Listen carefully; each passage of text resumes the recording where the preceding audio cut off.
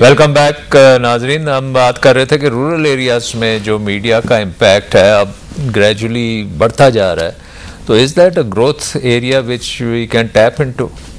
देखिए, rural area जो है ना वो किसी भी एडवर्टाइज़र का ख़ास टारगेट नहीं है, इसलिए कि वहाँ से रेवेन्यू इतना बड़ा नहीं आता। वहाँ लोगों को रोटी पानी की एक जंग है जो लड़नी पड़ रही है, और बड़ा थोड़ा थोड़ा चंद अमीर हर गांव में हैं, तो उसके लिए ख़ास टारगेट रूरल मार्केट नहीं होती। लेकिन जो बड़े शहरों का इफ़ेक्ट है वो वहाँ इलेक्ट्रॉनिक मीडिया के ज़रिए नेचुरली पहुँच जाता है। बट ये जो कहते हैं कि कंज्यूमर गुड कंपनीज हैं, लीवर ब्रदर्स, ये सारे अब रूरल एरियाज को, अब रूरल एरियाज में लोगों की जो नीड है वो उनकी गंदम है, उनकी दाल रोटी है, और उनका वो मोटरसाइकिल भी लेते हैं। सर मैं थोड़ा सा इनसे इख्तिलाफ करूँगा। ये डिपेंड करता है कौन सा रूल। मसलन मैं आपको बताता हूँ, मुल्तान डिवीजन है ना, मोर स्पेंडिंग पावर, उधर बड़ी स्पेंडिंग पावर है, और उधर जितनी ये है ना सुंडियाँ और ये इस टाइप की जो ये खादें कूदें, इनके सारे इश्तिहार वहाँ वो मल्टीनेशनल्स देती हैं।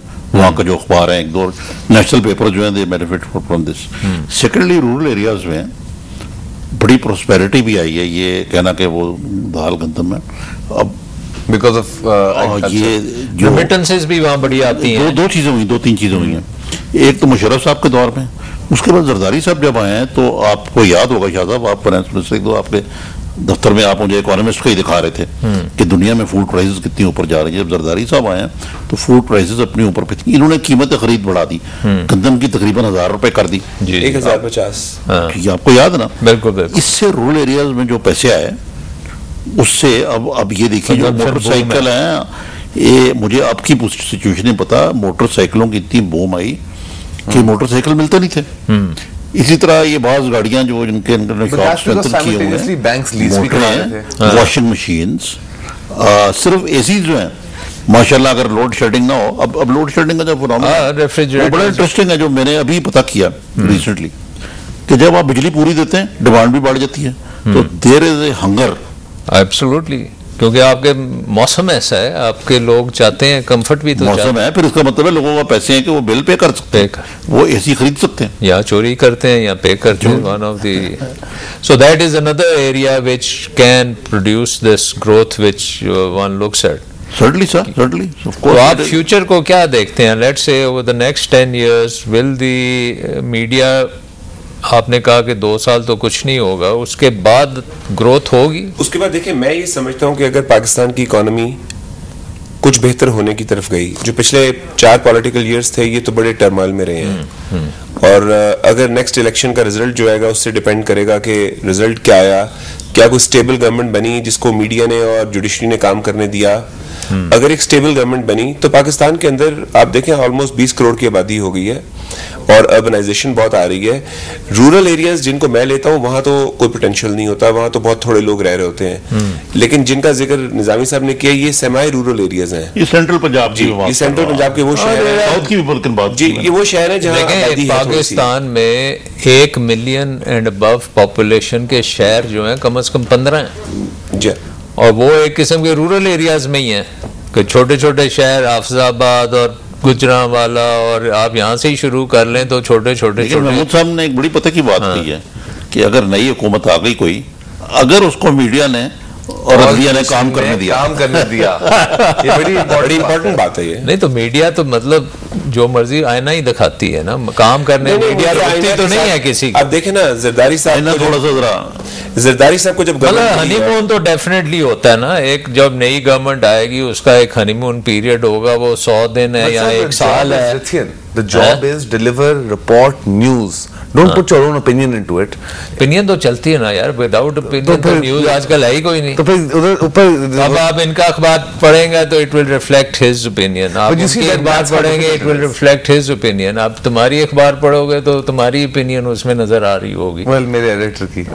That's what you are saying, but I mean obviously ये एक ownership का I guess साथ वो भी काम चल रहा है, and that makes it very difficult actually, because when you take in so much information, आप हर जो source, मैं खबर पढ़ते हुए उसकी source भी पढ़ूं कि यार अगर ये भी सही है, तो it's very confusing now, but yes, you are absolutely correct, opinion तो बनती हैं। इसमें अब देखे ना, बाज़ जगह जब बाज़ अखबारी मालिकान का एजेंडा आड़े आ जाता है, अब अगर आपका एजेंडा हो कि भारत पर एटमी बम फेंकना है तो वो जाहिर है यू प्रमोट दैट लाइन, वो और एक खास किस्म की फैलानी है। दुनिया फिर अगर एक और अखबार ग्रुप का एजेंडा हो कि जी हर हालत में जरदारी की छुट्टी करानी है, अब वो बात चीजें जो कि एडिटोरियल पेज पे ठीक लगती हैं, वो फ्रंट पेज पे आपको देखेंगे वो तबसरे के तौर पे होने चाहिए, लेकिन वो खबर के तौर पे गई होती हैं। तो हमारे यहाँ ये भी मसला है कि फिर ये एक और मौजू है कि हमारे यहाँ प्रिंट मीडिया में भी एक प्रेस काउंसिल तो बनी है, लेकिन हमारे भी जो कोड ऑफ एथिक्स हैं और जो प्रोफेशनल एडिटर का इंस्टीट्यूशन है वो अभी उतना स्ट्रेंथन नहीं है यहाँ। हाँ नहीं, और ये जो आता है कि जी जर्नलिस्ट भी पैसे लेके काम कर देते हैं, ये आप देखें जो मेहर बुखारी और इसका इंसिडेंट हुआ है, I mean, this is the most damaging thing that's ever happened in media। आपने जो एक चेक था, जो एक इंस्टीट्यूशन जो चेक है, जुडिशरी काली की है, वो जैसे अरसलान इशू, गवर्नमेंट काली की है, sitting government, present government, next government, उनके बच्चे सारे काले हो गए हैं, आर्मी काली की है, अब आपने मीडिया भी काली कर दी है। तो यार, you are talking about every institution that's a check on society, you know, you putting this bad थप्पा of black on it, it's not gonna operate well. So but इसमें सेल्फ क्लेंजिंग का कोई है बीच में incentive? Naturally I mean everybody would like incentive है हाँ कि जो रीडर या व्यूअर है वो उसको रिजेक्ट करे तो दैट इज द बिगेस्ट। वो करता है पाकिस्तान का जो रीडर है, व्यूअर है, थोड़ा बहुत आप देखें समा कितना बड़ा था इन 2-5 इश्यूज के बाद, समा बड़ा, माया Khan, a few of these things, people don't forget that easily and people hold things against you as well, so it does correct, but it's not fast enough, you have to empower you। तो समा अभी को number 2 या number 3 है नहीं, उसके बाद वो राना उधर गई, ये मेहर बुखारी उधर गई, तो उधर से दुनिया ले गया rating, so you still lose a lot of that, again it's not fast enough। Correct, what are the key success factors? You have to empower the authoritative bodies। अगर पेमरा है, अगर उर्दू अखबार में there are many PNSA 2-5 bodies हैं, you have to empower them and you have to empower them from independent sources, not अखबारों के मालिक ऊपर बैठा दो, not इधर से चैनलों के मालिक ऊपर जो you know, और जो आज भी जो पेमरा चेयरमैन हैं and so on, I mean he can't play news against anyone, tomorrow there will be a news story against him, he'll run and duck under the trees। भी नहीं चाहिए। 2 दिन कोई अखबार उसने किसी को कहना है कि जी जियो कुछ गंदा कर रहा है, जियो ने अगले दिन दिखा देना है जी। तो अगर आप मतलब गवर्नमेंट हो and you want to promote the media, what would be the few things which you think need to be done right now? Let me tell you something very interesting। Zardari साहब ने जो इतनी गालियां खाई हैं, आपका क्या हाल है? वो कोई गालियां खाने के शौकीन थे? Naturally not। he has a thick Zardari skin। साहब ने एक थ्योरी पढ़ी हुई है, जिस थ्योरी में कहा गया है कि अगर आप चाहते हैं कि आपके यहाँ रेवोल्यूशन ना आए तो एक एग्जॉस्ट फैन का रास्ता खोल दें। तो उन्होंने स्टीम एग्जॉस्ट करने का मीडिया को रास्ता दिया हुआ है।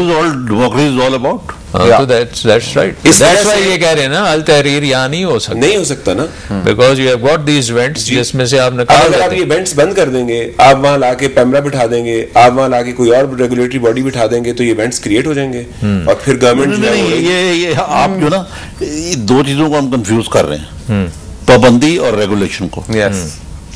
पाबंदी तो किसी सूरत में नहीं। बरतानिया में को से ज्यादा जो जमहूरियत की माँ है, वहां पे मीडिया पे कोई कदगन तो नहीं है ना, लेकिन वहां पे regulations are strong enough. Regulation है अमेरिका में, ठीक है, ये पोजीशन है।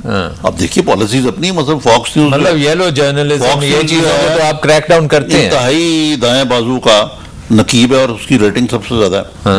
कोई कहेगा कि जहालत फैलाता है, लेकिन उधर भी राइट टू रिप्लाई जो है वो चाहे ऊपर से हो, वो उनको कुछ ना कुछ वो भरम रखना पड़ता है।